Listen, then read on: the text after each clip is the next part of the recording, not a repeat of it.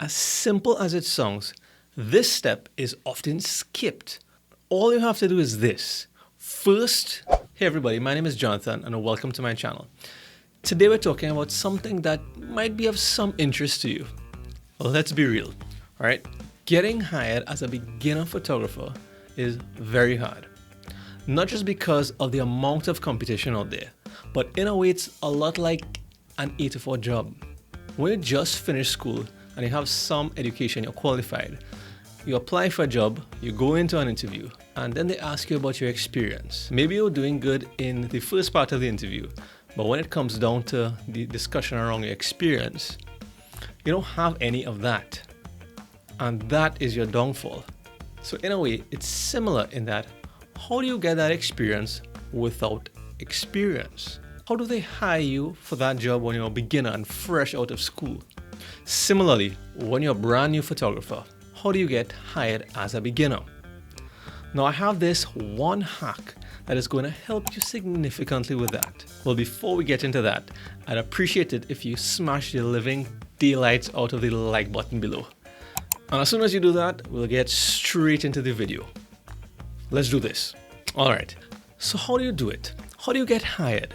More importantly, who hires you? It's a professional. You get hired by a professional. No, I'm not talking about a client, like a photography client. I'm talking about another photographer, a professional photographer. You're going to work for another professional photographer taking photos or being an assistant. Because a lot of times, photographers who have a lot of work already, they need some help with that. And let's say it's an event, they may need another photographer to help with second shooting, where they cover a different part of an event. Or let's say it's a different type of photography. Actually, even if it is event photography, they may need an assistant, and an assistant role is critical here to their success at an event. For example, for help with lighting, positioning, lighting stands, for switching out lens. Now, it's not just the technical side. A lot of times they would need help with the business side, like focusing on contracts and following up with potential clients. You see, this way you get that experience for when you're actually doing this on your own, when you are the professional and getting business and functioning in all of those different areas. So it's not just on the technical side, but getting the business to monetize your hobby and your passion. Okay, so now you're probably asking, how do you actually get hired? How do I even hook up with one of these professional photographers? How would they hire me? Why would they hire me? Well, there's many ways that you can go about this, how you can go about finding different job opportunities. You can look for assistant jobs on job sites like Indeed, Monster.com, LinkedIn, or even Craigslist. That's just to name a few. Based on your community in your country, they may have some more specific job boards that would be quite useful for you to check out. Or what I recommend is running a search on Facebook or Instagram for photographers in your area.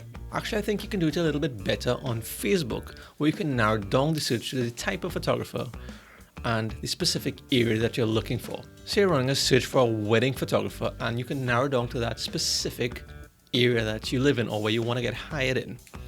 You can check out all of these photographers that show up there, see the kind of work that they do, whichever the ones that inspire you can reach out to. So you reach out to them, let them know that you're an upcoming photographer and you're interested in working closely with them on helping them with some of their weddings. Obviously, you let them know that you admire their work and you would like to assist them or work as a second shooter. Now you need to understand that you have to ask for the job. As simple as it sounds, you need to make a phone call, send an email, message them. You need to be the one to reach out. Now, I would say if you do decide to go down that road of reaching out to a photographer via social media, what I'd recommend is to start engaging with them on social media first, like providing some kind of valuable comment, sharing their stuff, that type of thing, and have them respond to you and you respond back. So now that when you reach out to them in a different context to try to work with them, they're familiar with who you are. But is that enough to simply just reach out to them after they're familiar with you? Would they just say, hey, I know you, let's do it? Let's be real. They are professionals and it's probably their full-time business. I'm sure that they would like to know that if they're going to be working with somebody and they're bringing somebody on board, that they should be somewhat capable. because otherwise it would just be more work for them, which doesn't really make sense at all, especially if they're going to pay you for your services. I mean, we expect them to pay you. So what do? You need to have something to show them. They need to have something to work with. And it's totally understandable if you haven't done any real events as yet, because you are approaching them in the context of working alongside them. So it would be expected that you don't have your own big brand as yet. You don't have a whole lot of experience with that type of photography that they do. But they need to see that you're trying at least. So what I'm getting at is that you need to have somewhat of a mini portfolio, some of your best photos in there that they can have one look and say, okay, let's have a conversation. Now I always recommend that you start a photography website. And over time, as you do more events, more photography shoots, always continuously update your portfolio. Of course, with the latest best photos. And really and truly, it should be a collection of your best variety of photos, not just a lot of the same type of photos. And at the same time, not just a large amount of photos.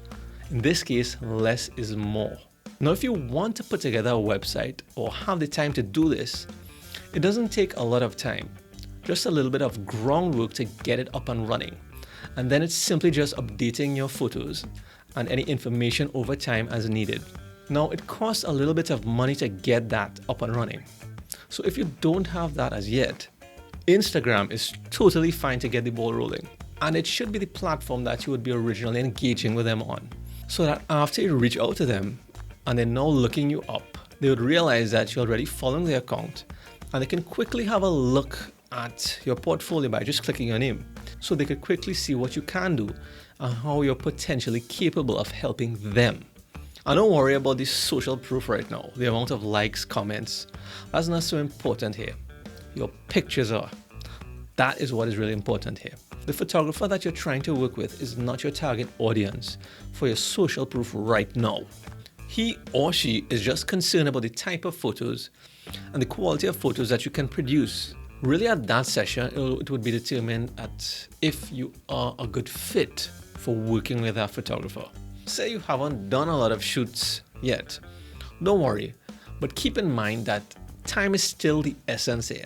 So start planning some small projects, small photography projects for whatever type of photography that you're trying to get hired for. Make sure though, and complete those projects. Find the photos that you want to take some kind of inspiration from, and of course, recreate it in your own way. Be sure to get a variety of photos. Now, if you want to learn a little bit more about how you can plan your own photography projects, your concept shoots, style shoots, check out this video here. So to quickly recap and bring this into perspective, the hack I'm talking about here is getting hired as a beginner photographer by working alongside a professional photographer. And in order to get hired by that professional photographer, you need to reach out to that pro, or at least apply to the jobs, apply for those photography assistant jobs. And what would help to improve your chances of getting through to work with these professional photographers is by putting together a strategic portfolio of your best work that you've done as a beginner photographer. And working as an assistant or second photographer is really a great way. It's really a great way. It's actually excellent to learn all of the aspects of being a photographer, from the technical side to all the way to the business side of things. Now, if you want some help with that last step that I mentioned just now about putting some of the best shots together, pretty much doing it on your own without experience, then check out this video next, where I talk about how you can quickly build a photography portfolio without clients. And it's going to help you a lot in that process. So I hope you enjoyed this video, and I'll see you over there.